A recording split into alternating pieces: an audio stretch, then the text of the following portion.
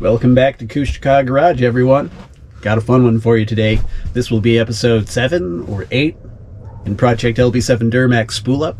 We started off by removing down pipes, up pipes, manifolds, turbo, rebuilt the turbo, put on a billet aluminum compressor wheel, ported the turbo. Did I already say rebuilt the turbo? Yeah, rebuilt the turbo. Did a port and polish on the turbo itself, the up pipes, the manifold. Replaced that down pipe with a nice KB diesel performance down pipe and port matched that as well, and then did a little port and polish on the manifolds. Replaced the driver's side manifold with a BD full bore manifold. Then we discovered we had a little bit of overheating issues, and I detected carbon in the coolant reservoir. So you know that can only mean a couple of things: blown head gasket or lifted injector. Me, not being a gambling man, I went ahead and pulled those cylinder heads off and got some new grade C gaskets and some studs and some brand new LDS 45 over sack nozzle injectors. Oh, wait, no, I think I got the remanufactured 45 over LDS sack nozzle injectors. And in this episode, we're going to be giving those heads a rework. Going to show you how I removed all those stuck injectors that were in there, how I removed the cups, and how to take off the valve compression tool. And then we do a little bit of valve lapping, and I do some porting as well. Now, I'm very brand new to porting, guys. Project LB7 Duramax is the first time that I've ever ported anything, so I don't have a whole wealth of knowledge on it. So you'll get to see me trying something new, learn something new, you know, dare to be daring, right? I would have preferred to do this on the old Chevy 350, but old pig here demanded that she go first. So we're going to go ahead and get into that. And I'll say I think it turned out pretty good overall. If all of this sounds like your jam, go ahead and hit that subscribe button, like the video, and hit that bell notification so we can make sure to get this content out to as many like-minded folks like you and I as absolutely possible. And that is going to set up the stage for the very next video, which is going to be engine reassembly and I believe a test drive. And then Project LB7 Duramax spool up is at a close at that point. But then we'll go test on it a bit and see what kind of progress we made here, and I'll give you my impressions, because now I have over 1,000 miles on the new build, and I can tell you all about it and what I think, what I like, what I don't like, what I do different. Yeah, so should be fun. Let's get into it. Okay, I'm removing these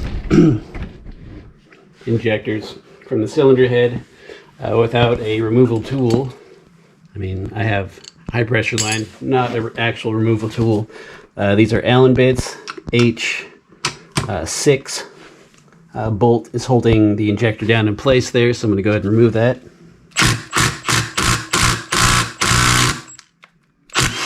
There we go. That's free. Take your old injector line, screw it back on there.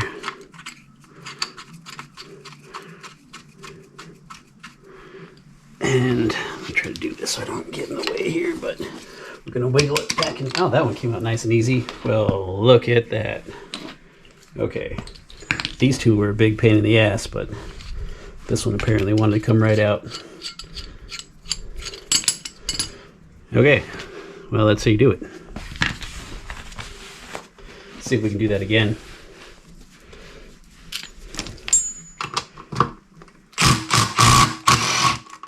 Okay, got that out.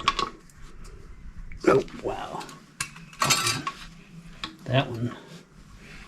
That's what I'm talking about. Oh, God, that one's pretty stuck.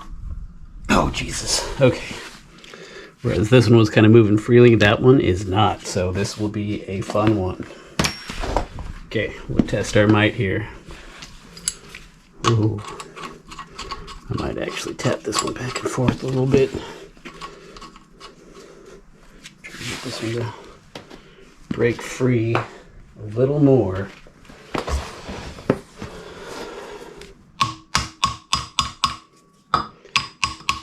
all that's holding them in is this O-ring and a ton of carbon. So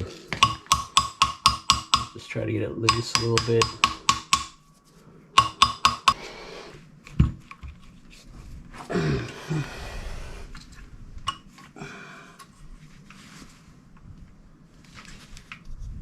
Oh my God.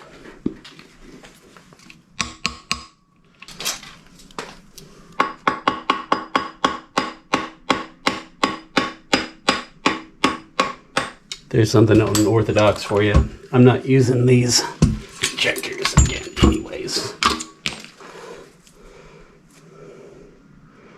So, hey, whole cup came out on that one. Would you look at that? Oh, no wonder why it was so stuck in there and wouldn't move. Whole freaking cup came out. Wish the cups came out on the other ones. I'm gonna have to go in their manual and get that out. Alright guys, I'm gonna show you how to remove this injector very unconventionally. So, I was trying to play nice and remove these dang things without a puller. These sons of bitches have a lot of carbon deposit in them. I'll show you the worst one so far. That is the worst one that came out of this injector, and it took the whole cup with it. It's just plugged with carbon. You can see that. Let me get some more light on here. Just absolutely plugged with carbon. Nasty. Beat the crap out of the tip on that one, but I'm going to show you how to do it without beating the crap out of the tip. Okay, so here's the conventional way. If it's still in your truck, this is what you do. You try to take those H6 Allen heads out of there. Impact works best. Try to wiggle that free. And you just try to wiggle and pull it free, which is not happening. The other way is if you got some kind of mini crowbar or something. This one's too weak, it's not going to do it. You can kind of pull it out of there, but you risk damaging your aluminum here. You know, use your hammer or something, you'll damage your aluminum. So, since I got the heads out, I'm going to show you something that you can do when the heads are out to get those bastards out of there. I am so glad that my heads are out and that I put in the extra effort, because this just would have drove me nuts. They're so damn good. Especially that one where the whole cup came out. That was a pain in the ass. Okay. Make sure you guys got enough light here. You can see. This over here. Alright. I think you guys can see that. Can you see this? Yeah. So this is the tip of the injector right there. This is a socket. This is a little 7/32. You just need something that, you know, is small enough to fit inside this little nozzle cup thing here, because you don't want to pound that out. You want that to go inside, but big enough to fit over that nozzle. Now before, I just smacked the tip with a hammer and beat the crap out of that, ruin the tip. This is how you do it without doing that. Here's the smarter way. See, I can learn. I learn. Just takes me a couple times, but I learn. These sons of bitches are in there. This is how I got that one out. Also full of carbon. Okay, and you just give it a couple taps. A little taparoo. A little taparoo there. And it just slides right out. Would you look at that? Okay. All the injectors are now out. Okay. I gotta remove the cups. One cup already came out, and that may have been my coolant issue. I picked up detected some carbon, as you've seen probably one of the videos. Detected some carbon. I suspected it was either a lifted cup. It was either a lifted cup or it was a blown head gasket. So that's why I'm doing both, because I was like, well, I got head bolts, and who knows how old these gaskets are. Need new injectors anyway. And I bet you these damn injectors are easier to pull when they're out of the truck. I was right. So It just happened to work out like that for me. I know that's not everyone has the same situation, but this is how it's working out for me, and it's working out pretty good so far. All right, guys, I'm gonna go ahead and remove these injector cups without using any real special tools, and I'm gonna do this. I'm gonna tell you how to do it, but first I'm gonna preface this by saying I don't recommend it. You know, it's not the safest thing in the world. It's not kosher approved, but I just did it like 4 times, 5 times, I don't know. Yeah, 5 times, and it worked just fine. But okay, so where is my tool? I used an 8mm socket. Any socket that is the same, pretty much the same diameter as the injector cup will work just fine. And then we're gonna just tap it on out of there with a little hammer. I don't recommend doing this because, you know, you could screw up your tip there, mash it in. It is tapered. You don't want to mushroom it out or anything. But I just did it. It worked. There was no negative adverse effects. So this is going to be one of those moments where I say, do as I say, not as I do. So definitely don't try this at home. I'm just going to show you this for demonstration purposes only. And of course, it only works because the cylinder heads are out. There are other, if your cylinder heads are still in the truck, there are other tools you can get. You can get the little concrete, I forgot what they're called, 3/4 inch concrete stud, whatever, something. It's getting late. I'm forgetting my terms, so I'm just gonna go ahead and show you real quick. Get that on there.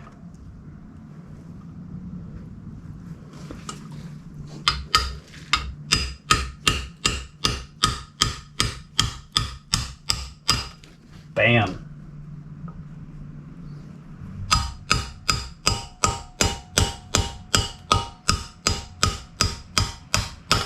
Bam. Dun, dun, dun, dun, dun, dun. Yeah. And survey says mushroom, looks good, looks good.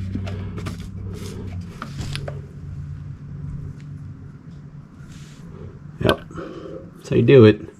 Every single one of these is full of carbon, so we gotta clean all the injector cups out. So we have the injectors out, we have the injector cups out. My supervisor says it's time to take a break because he's hungry. The assistant supervisor and vice president supervisor over there also say that it's time for food. So I'm gonna go ahead and wrap this up. It's getting late, but we're getting through it, guys. Let me just spend a little bit more time talking to you, show you the worst one yet. I believe this was injector 1, and it was definitely pushing carbon up, all up in that hizzy. And I'm guessing that may be the injector that was blowing carbon into my coolant system. Not sure, but give you a quick little close-up here. Show you these injectors.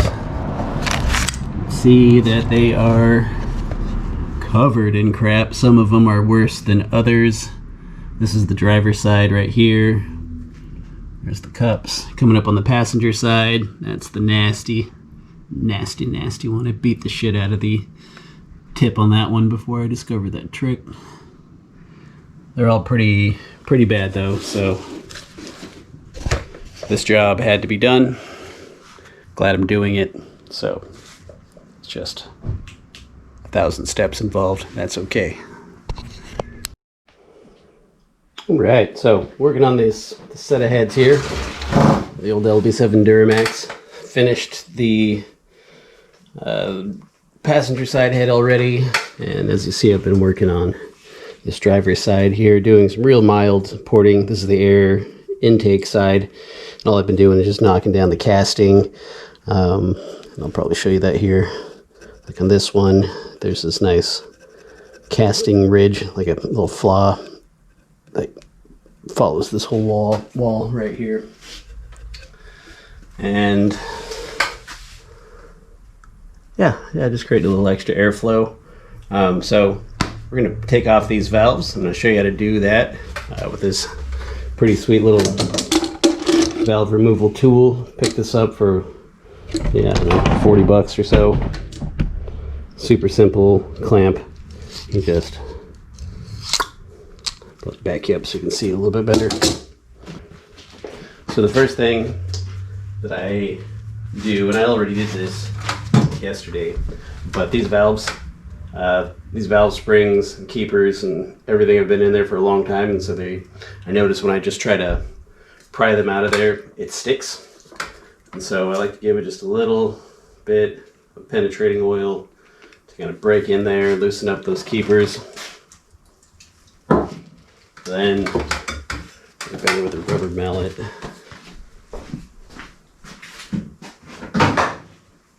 Rubber mallet, whatever you want. Just to help kind of break up those keepers and separate them from the spring.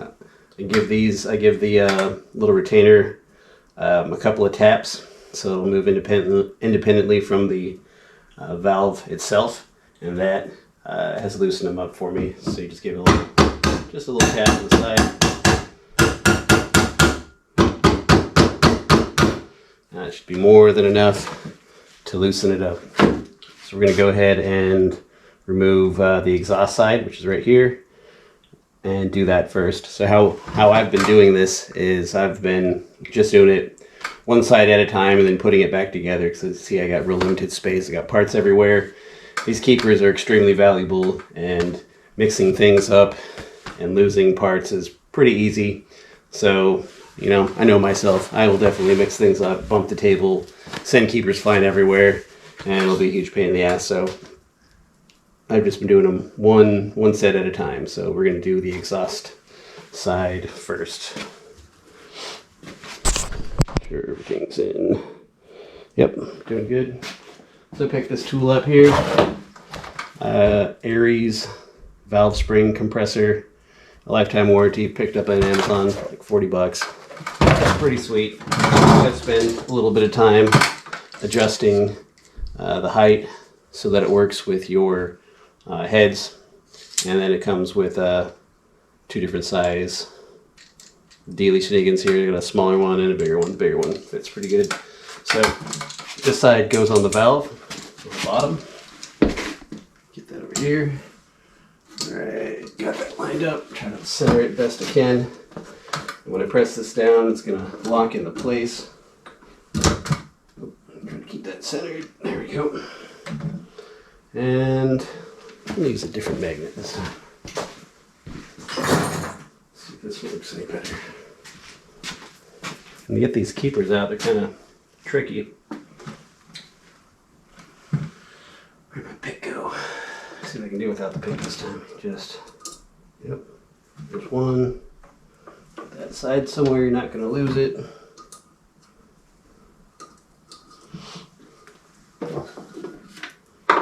Where's my pick? Having a pick here handy is pretty helpful. Just to try to get it unseated a little bit. There we go. We can snag it with our magnet. Now the keepers are released. Now to keep this spring from flying off, which I have done this before, it just flew everywhere. You just gotta be real careful. Apply just like light pressure with your left hand here so that that string doesn't go flying. And then you got your keeper here, or whatever this is, this retainer, spring, pulls right up. Valve's right in there. Pop that down.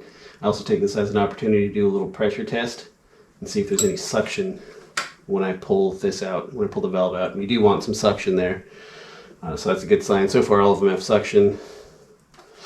That's what the valve looks like. Pretty typical so far on this truck.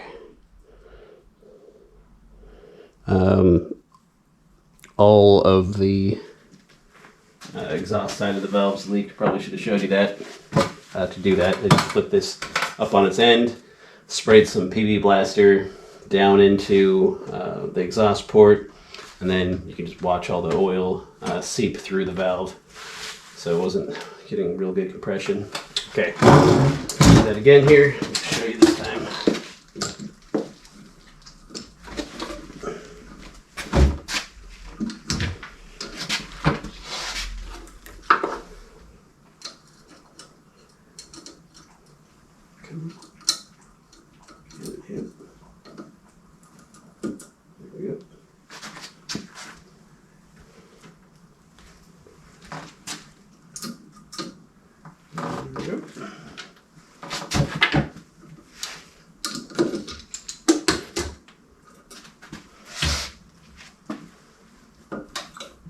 Yep, got some suction. Here's the valve. So we're gonna want to valve lap this. So we'll clean these out. I got a little show you. A little bit of solvent in here. I just drop those in to break up the carbon while I start working on these heads here. So go ahead and get this flipped up so you can see it.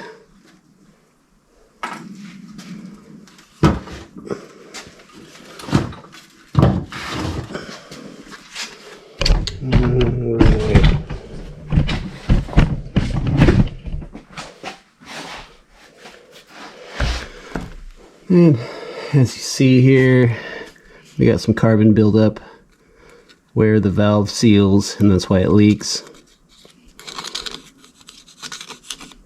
And we're also gonna port these bowls just a little bit. Mostly we're just knocking down the casting and anything a nail can snag on, like in every single one of them. There's this raised ridge underneath where the valve seats, and we can level that out pretty easy. And then like maybe 3/4 of an inch behind it where it meets the casting, it's pretty rough. And one thing I have been doing is opening up where the bowl transitions into the port. Just been opening that up just ever so slightly so I can get my finger to fit through there a little easier without snagging on anything. And should help the airflow a little bit here. So, all right, I'm good. Get this cleaned up a little bit.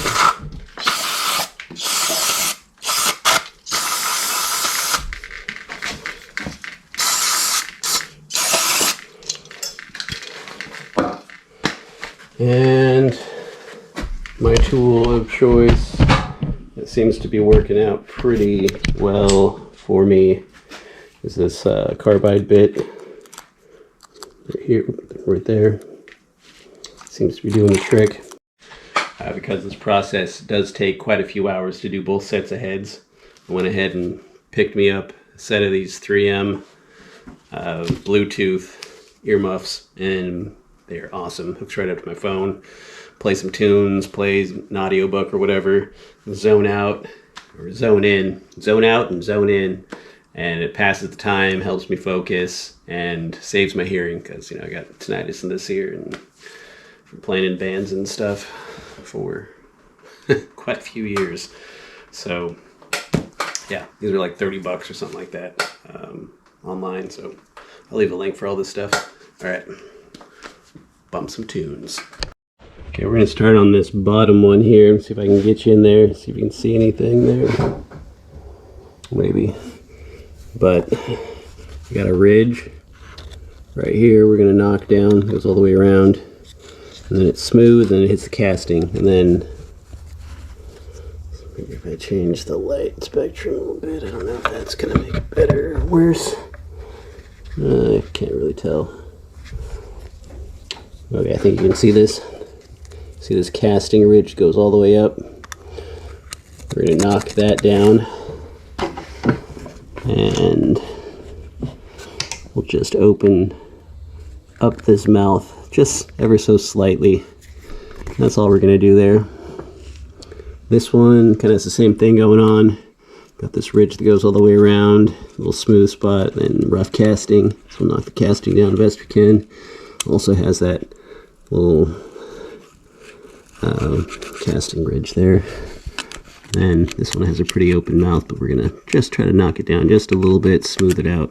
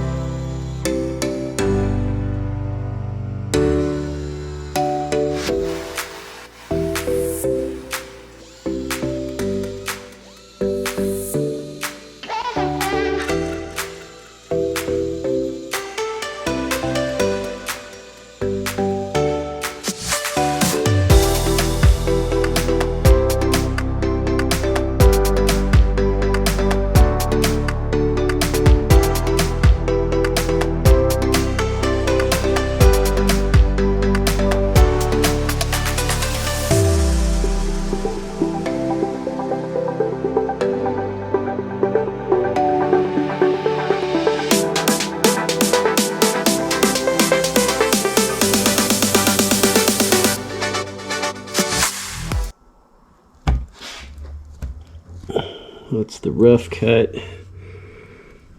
Move on to, see, it opened it up a little bit in there. It just kind of smoothed it out, so the air should just flow a little bit better through there after I sand it out and make it all nice and smooth. It is already smoother just from knocking down the casting. Okay, let's move on to the port.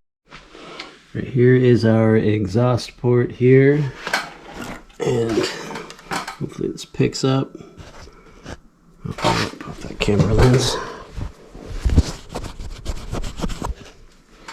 Okay, so we got this ridge that goes down the center of this wall all the way back. And we can get pretty much, we can get pretty much all the way back there with our bit. So we're just going to take all of that down, do the same thing on the bottom and all the walls. Got another casting ridge right there, if you can see that. So we'll take that down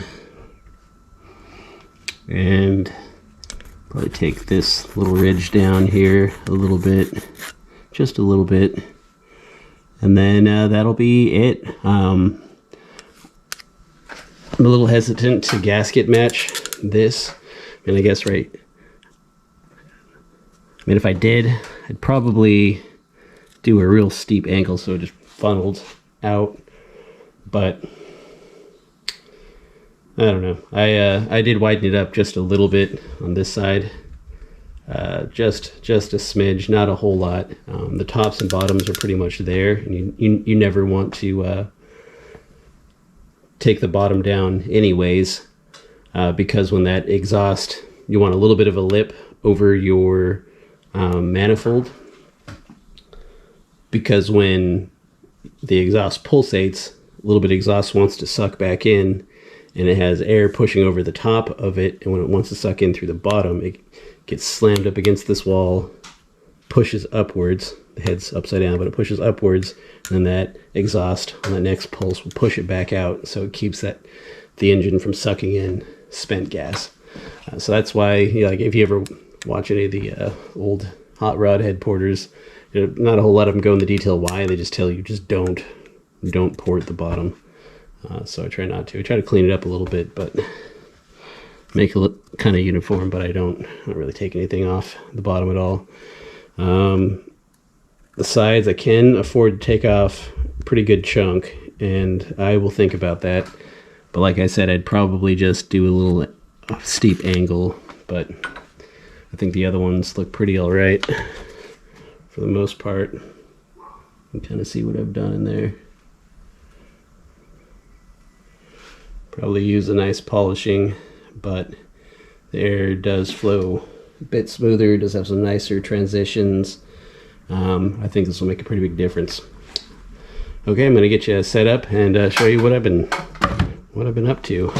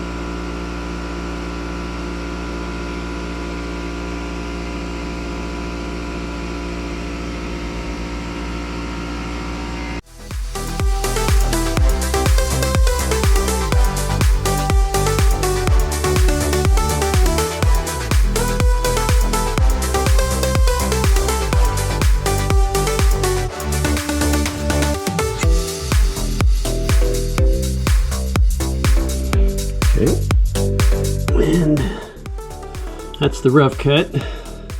I get in there with a sand roller, you know, I won't be able to get all the way back in there, but the rough cut is smoother than casting, so that's all that really matters. I really want to work on these corners, all 4 corners, and smooth that out as much as possible and just make a nice streamline, get it as straight as possible, nothing in its way. But it's pretty much what I did on every single one of them on both sides. This is the last port. I gotta do the air intake side. That's pretty interesting. There's nothing to gasket match, as you guys, you Duramax fans know. The air intake import fits over like, it's like a big mouth, so there's no gasket like the exhaust side has. So there's nothing to gasket match, so I just widen out that mouth a little bit so that the air funnels in a little better. But anyways, just wanted to show you that, show you what we're up to, give you a little bit of an update on the project. We still got parts everywhere. Had a buddy come over yesterday, and while I was working on the heads, he was cleaning the valve covers up, getting them prepped. Spent a ton of time just taking down ridges and flattening out the mating surfaces. Still got to do that one, and got a couple of the parts to clean and everything as well. But after I get these heads put back together and finished, then it's just clean and prep parts, swap out some fuel lines. But I'm hoping here in the next couple of days, after I paint everything and it dries, I'll be able to start throwing the heads in and start piecing everything back together, and maybe have Peg back on the road by the end of next week. Send my injector cores back and get my $300 back in my account. And yeah, probably show you the other side, and then I'll show you how I put in the valves. The keepers are kind of tricky to put in, and I'm sure there's lots of ways to do it, but the way I've been doing it seems to work all right. But okay, I'm gonna go ahead and move on to the air intake side. All right, so I'll show you where we're at before I get into lapping. So I hit it with a little sander and some compound. Still got to give it the final cleaning, but made a little bit of difference here. As you can see, it's a little shinier, a little smoother transitions, mouth's a little wider. I don't know how well that's going to show up, but yeah, still got to give it the final cleaning and everything, because I get crap everywhere. Those ones are dirty, but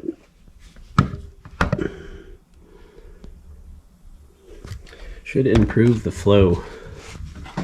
Okay, so we got a bunch of carbon buildup on our valve seats here, so we're gonna use the lapping compound, which is good old valve grinding compound. It's a pretty easy process. I'm gonna go ahead and grab my valves out of the tank. Use this, very well used. This is only like a couple of minutes of sanding. That's the thing with aluminum though, it just plugs up your sanding bits, but it makes it perfect for cleaning off the carbon on the valves. So I'll do that real quick and then get it prepped for valve lapping, and I'll show you how to do that. Okay, we're gonna do a little bit of valve lapping here. Pretty simple.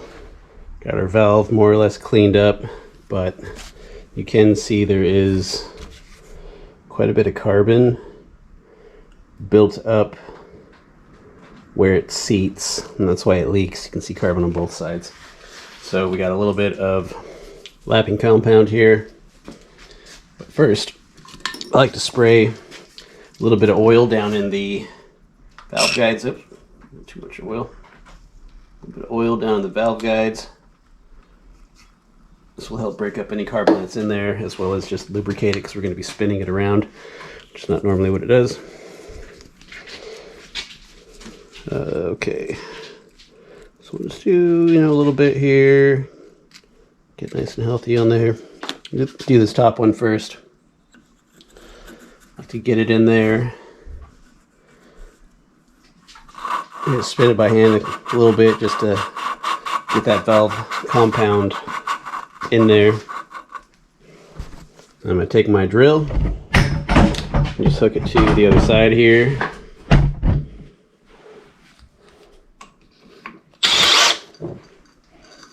Now we're going to want varying pressures. So to do that, I'm going to use a rag on the other side, because if you try pulling on that drill, it's just going to pull right off the valve. Ask me how I know. And so we're going to want to go both rotations. How long you do this is kind of up to you and how bad your seats are. I probably go a little bit longer than I need to, but the end product seems to be pretty nice, so I'll just show you what I've been doing. Definitely do your homework, and some of you more experienced guys can chime in and, you know, show us the ways. Here we go. Start out by just mixing it.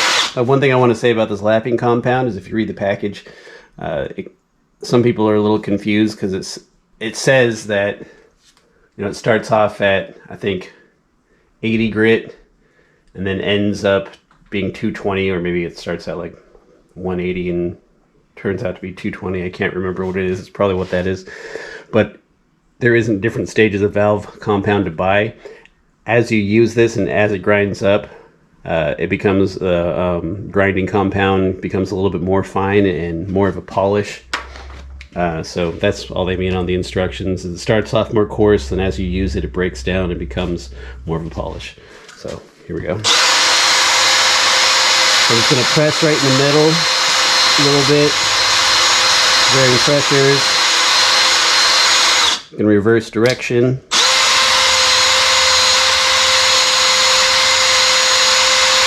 Do one of these, kind of bring my rag back and forth just so I can kind of polish the bottom of the valves. You don't really need to do this, it's just something I'm doing because I'm here. And I don't know, whatever. It's my thing.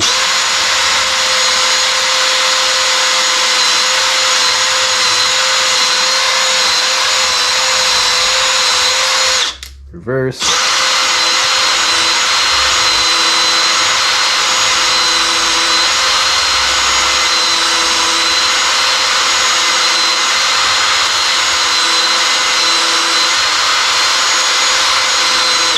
Reverse.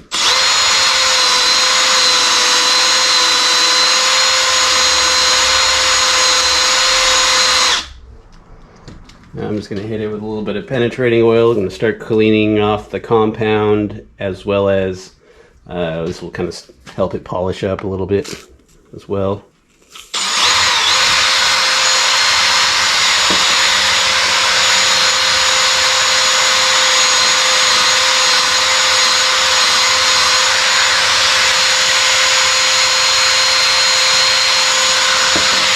Reverse.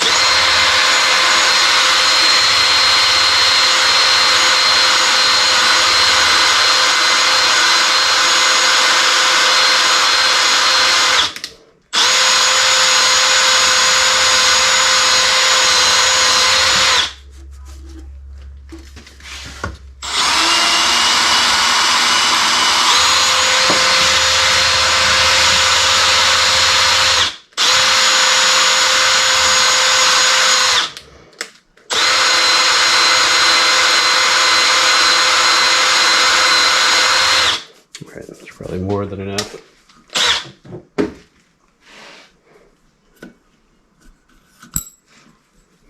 Go ahead and clean this off with a dirty rag so it looks even worse than it did before.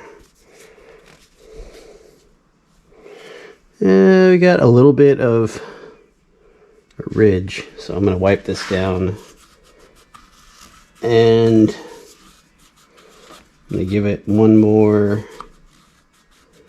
go. I don't know if you can see that. I mean, it looks pretty good, but I do see a little bit of a ridge in the middle, so I'm going to go ahead and give it another. All right, not sure when the battery died there, but gave it 2 passes and it's looking pretty good, pretty clean. That should seal. You want to make sure to clean all your compound out, use your brake clean, whatever, scrub it down, get all that compound out of there. And when I put these back in, do a little bit of a assembly lube on the guides, because these are going to be running without oil for a little bit on the initial startup. Go ahead and spin that in there, move it back and forth a couple of times, make sure she moves nice and easy, and that should be fine. So that one's good to go. I gotta go ahead and do the other one, and then I'll show you how I put those keepers on, because they're kind of a pain in the ass. So show you what I've been doing. All right, we're ready to put our springs back on and our keepers. Just wanted to show you that process real quick here. Leave no stone unturned. So, some more air pressure there, but make sure your spring's clean of debris and everything. And missed an important step. So you're gonna want some thick grease, assembly lube or something. It's got some heavy duty grease here. And I am going to lather that where on the valve where the keeper actually sits, because this is going to help the keepers stick on there. Okay, we'll do this one first. Grab our tool.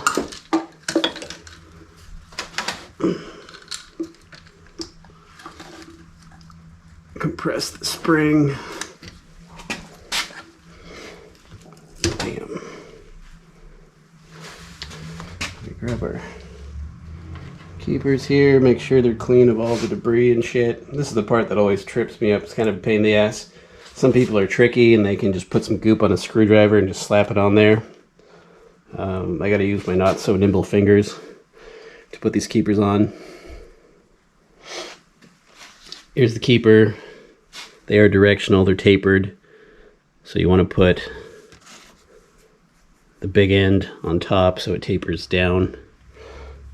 And I'm going to go ahead and try not to mess this up. And as you can see on the inside, let me show you real quick. On the inside there is a divot there. I don't know if that shows up, but there is a little divot there, or a little bridge, and that's what needs to sync up. You'll feel it when it's in there. It just fucking slides right down in that divot. There we go. That other one needs to come up.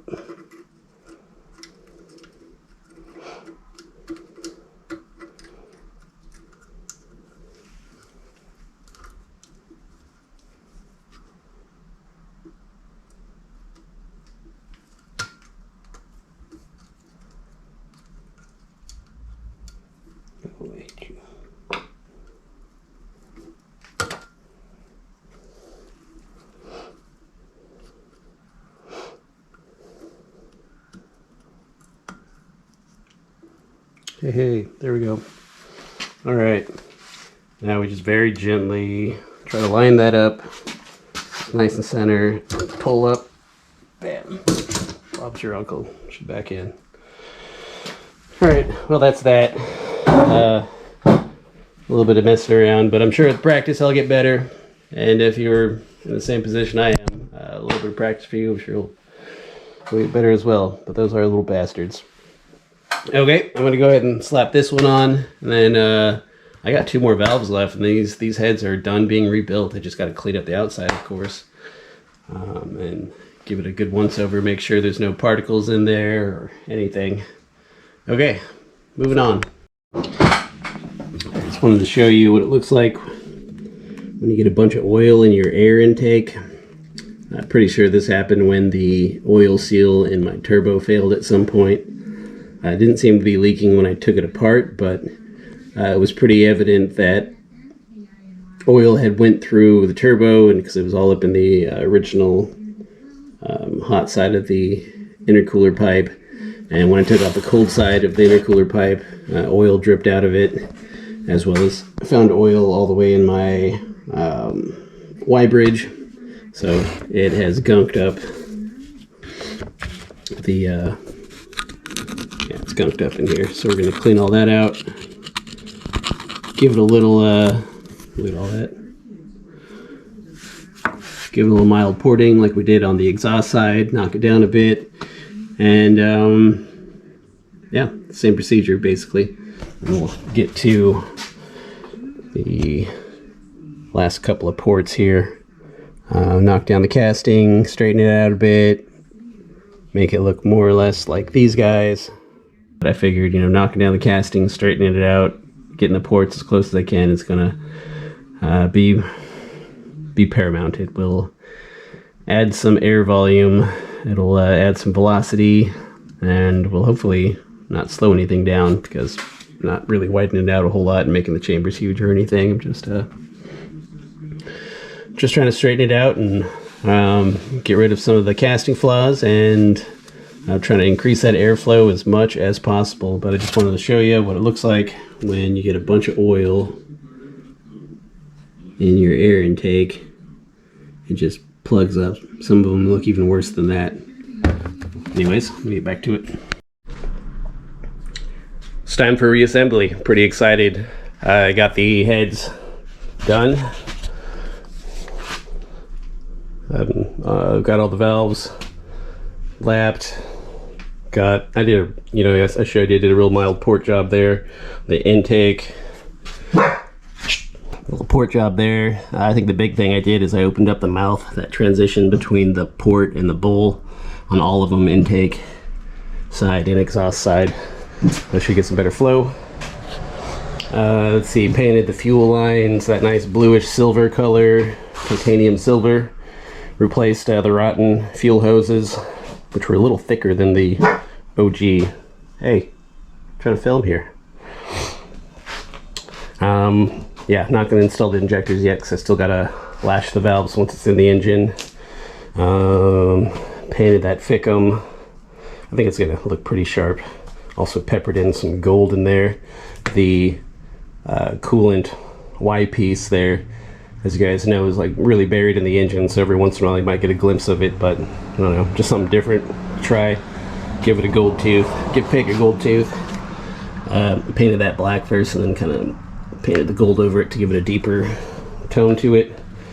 I think this is gonna look pretty sharp. I think it's gonna look pretty sharp. Repainted the turbo horn black. The Y bridge I painted black, and then I gave it a dusting of that silver color to give it kind of a darker, deeper color. Did a lighter silver dusting on that black heat shield, and kind of experimented with the fuel rails here. Get you in the light. Yeah, you can see I did a little dusting of gold and black in there to do something different. I don't know. We'll see how it looks once it's on there. Yeah. What else did we do here? Painted that turbo black. Kind of did her dirty. Got more black around that mouth piece than I wanted, but that shouldn't affect anything. Nice shiny black. I used that 500-degree engine paint. Got a little splash over on the exhaust turbo housing, so I suspect that'll burn off, but I did paint, use that 2000-degree engine paint on the exhaust side just to protect it a little bit. Still got to sand the block and set the gaskets and just freaking get to it, I guess. So I just wanted to show you what things look like while it's all scattered around, and it looks pretty for now. This piece I always lean and step on that, so I suspect that's gonna rub down pretty quick, but for now everything is clean and pretty. Just wanted to show you, and I'm not sure how much of the actual install I'll be filming because it does take some time and I'm running out of time, gotta go back to work, guys. So, and that's the job, guys. Not a difficult thing to do, but there are a lot of steps involved, so you just gotta, you know, be mindful about it. If you're a fan of the channel, I have no doubt in my mind that you are capable of doing exactly what I did. Maybe even doing it better. I hope you can. So that is going to be it for the reworking of the Duramax heads. Next episode, we're going to go ahead and put everything back together, and then take it out for a little ripski, a little test drive, and see how we did. See if we can't blow the head gaskets on the new build. All right, guys. Remember to like this video, hit subscribe if you weren't subscribed already. Just because Project LB7 Duramax spool up is coming to an end doesn't mean that we are done working on Old Pig here. We still got a lot of things to do in the future. I already have probably 5 or 6 videos on deck that are just waiting for me to wrap up this series so I can get on to the other maintenance stuff. And I also have a big old pile of parts in my garage that I need to install on here as well, so we got enough content to keep us going for the rest of the year. All right, guys. I'll see you later.